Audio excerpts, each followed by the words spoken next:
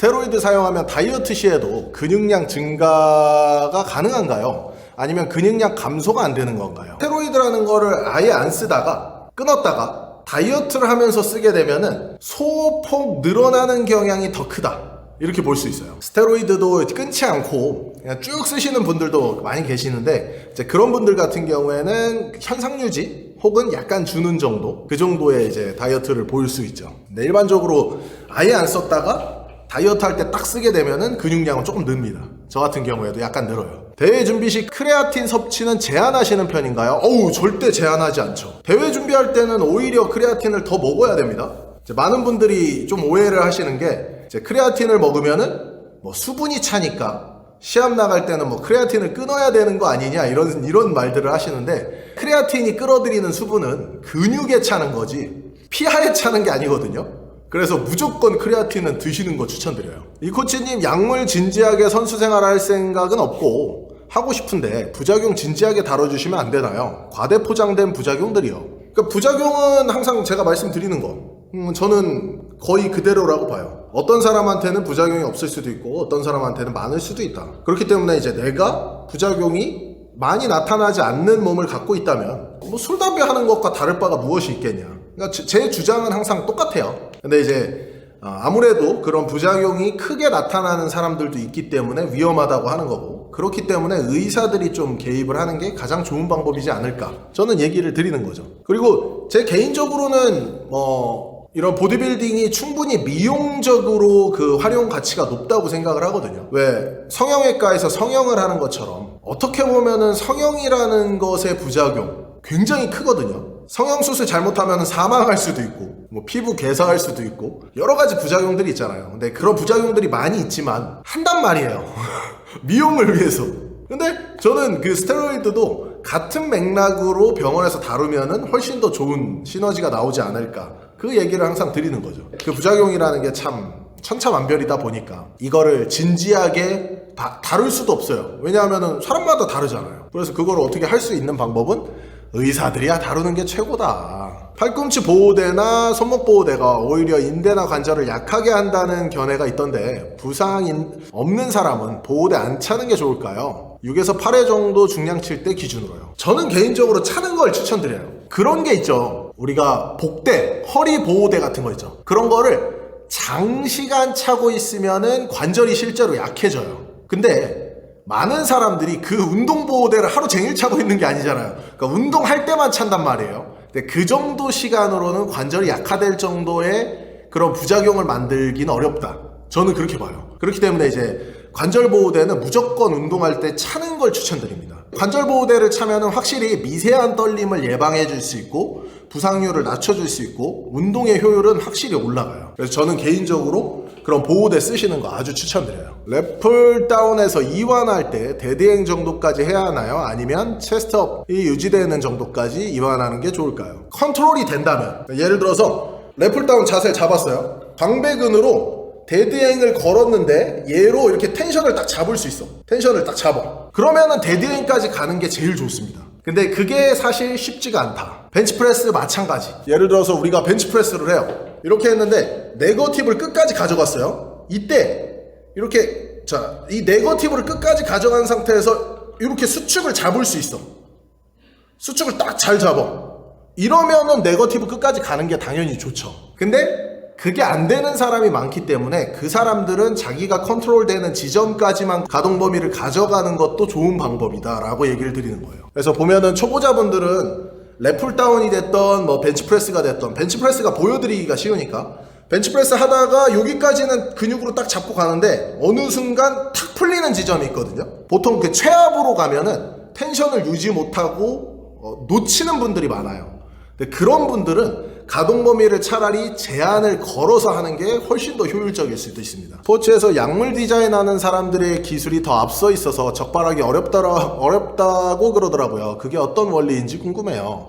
스테로이드 적발하는 게 어렵다는 거. 그러니까 약물 디자인하는 사람의 기술이 더 앞서 있다가 아니라 그냥 우리가 보통 스테로이드의 반감기라는 게 있죠. 그리고 도핑 감지기라는 게 있죠, 일반적으로. 그리고 그 도핑 감지기는 대략적인 그 시간대가 있어요. 그러니까 뭐 어떤 약물은 6개월 동안 감지가 가능하고 뭐 어떤 약물은 1년 반, 뭐 어떤 약물은 일주일 감지가 가능하다. 이렇게 이제 그 시간이 지나면 내 몸에서 항상성으로 인해서 그냥 말 그대로 소모되는 거죠. 그러니까 소모가 되면서 잡아낼 수 없는 상황이 오는 건데, 근데 그 시간을 조율하는 거예요. 쉽게 생각하면. 예를 들어서 뭐 내추럴 시합이 있는데 뭐 일주일 있다 시합이에요. 그러면은 일주일 전에 도핑 감지 일주일 기간의 약물을 쓰고 끊으면 안 걸려. 근데 내 몸 상태는 완전히 죽어있지가 않죠. 그러니까 보통 이제 우리가 스테로이드 같은 경우에 썼을 때 6개월 정도 완전히 끊으면 내 몸에 있는 정체되어 있는 수분이 거의 다 빠진다라고 얘기하는데, 근데 이것도 연구가 필요해. 뭐 어떤 약물은 1년 동안 유지가 될 수도 있고 뭐 어떤 약물은 6개월이 유지가 될 수도 있고, 도핑 감지기하고도 되게 유사한 연관성을 갖고는 있거든요. 근데 그 내추럴 시합에 맞춰서 쓰기 때문에 도핑 감지기가 짧은 약물들을 쓰죠. 그러니까 도핑에 걸리는 시간이 되게 짧은 것들. 왜 인슐린 같은 거. 그러니까 인슐린 같은 경우는 감지가 거의 불가능해요. 아주 짧거든요. 성장 호르몬도 마찬가지로 감지가 되게 짧아요. 그러니까 내추럴 시합 나가는 친구들이 성장 호르몬 같은 거 되게 많이 쓰거든요. 근데 그거는 감지 자체가 그냥 이런 사설 도핑에서는 아예 안 된다고 보면 돼. 그러니까 카다나 와다에서 가끔 감지를 하는데, 근데 그 경우도 되게 소수죠. 그래서 이제 그렇게 감지기가 짧은 약물을 써서 그 기간을 피해가면은 뭐 잡을 방법이 없다. 뭐 그래서 그 뭐 원리랄 게 없습니다. 그게 답니다. 그게 뭐 올림픽이 됐든 무슨 스포츠가 됐든. 그러니까 제일 중요한 거는 그 불시 도핑을 많이 하는 것밖에는 답이 없는 거죠. 와다나 카다 수준의 도핑을 불시 도핑으로 진짜 한 달에 한 번씩 해야 돼. 프로 선수라면. 아, 오전에도 했다가 막 밤에도 했다가 이렇게 하면은 잡아낼 놈들 거의 다 잡아냅니다. 근데 그게 현실적으로 비용이 많이 드니까 하기가 어렵잖아요. 그러니까 이제 피해가는 거지. 그리고 뭐 사설 내추럴 시합 뭐 이런 것들은 당연히 피해가기가 너무 쉬운 거고요. 그렇게 치면 뭐 저도 내추럴이에요. 막말로 저도 내추럴 시합 나가면은 다 통과할 자신이 있거든요. 그러면은 나도 내추럴이잖아. 뭐 다른 사람들도 마찬가지고. 그래서 그거는 뭐 원리까지도 아니고 그냥 되게 쉽다 이렇게 볼 수 있습니다. 이 코치님 밸런스 게임 바이든 vs 날리면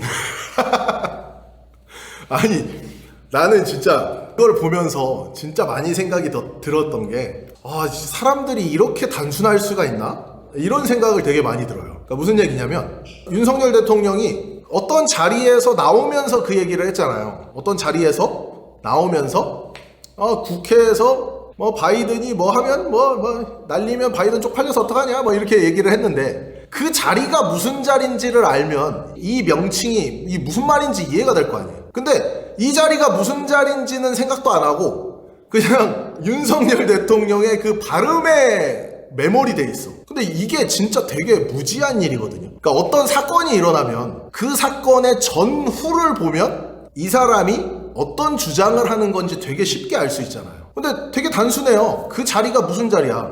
돈을 기금을 모아서 세계 이제 정상, 세계에서 잘 사는 나라들이 기금을 모아서 뭐를 하자. 그래서 그 윤석열 대통령도 우리나라도 대한민국도 돈을 얼마 내겠다 이 얘기를 하고 내려오는 자리야. 그럼 거기서 윤석열 대통령이 내려와서 우리 국회에서 이걸 통과를 안 시켜주면 내가 쪽팔려서 어떡하냐 이 얘기가 되는 거는 말이 되잖아요. 근데 이거는 말이 되잖아, 앞뒤 상황을 보면. 근데 윤석열 대통령이 돈을 내겠대. 내려와서 국회에서 이거 안 해주면 바이든이 쪽팔리면 어떡하냐. 이게 말이 안 되잖아. 이거 말 자체가 안 되잖아요. 근데 그거를 바이든이라고 얘기를 하는 걸 보면서 와, 저게 저렇게 생각을 할 수 있을까? 좀 저는 그런 생각이 들어요. 뭐 발음이야. 그 막 상황이 시끄러운 상황이고 발음이, 저도 제가 이렇게 말하고 영상 편집하면 가끔 내가 말한 게 무슨 말인지 모를 때가 있어요. 그러니까 영상 편집을 하다 보면 내가 이렇게 말을 하고 있는데 이 발음이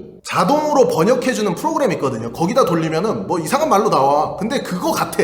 이게 그러니까 말 그대로 자막을 어떻게 만드느냐에 따라서 굉장히 희한한 형태로 변형을 할 수 있다는 거예요. 근데 이번 이 지금 윤석열 대통령의 사건은 누가 봐도 그 전의 상황이 뭔지를 보면 이 사람이 무슨 얘기를 했는지 이해가 되는 거잖아요. 근데 이거를 뭐 바이든이니 날리면이니 뭐 병신 같은 소리 하고 있는 게, 야, 이게 참 국회의원이라는 사람들이 저런 얘기를 하는 걸 보면서 진짜 국회의원이라는 양반들이 공부도 많이 하신 분들인데 참 왜 저럴까 그런 생각을 개인적으로 되게 많이 했습니다. 그래서 그런 전후 사정을 한번 찾아보세요. 궁금하신 분들은. 그래서 참 웃겨요.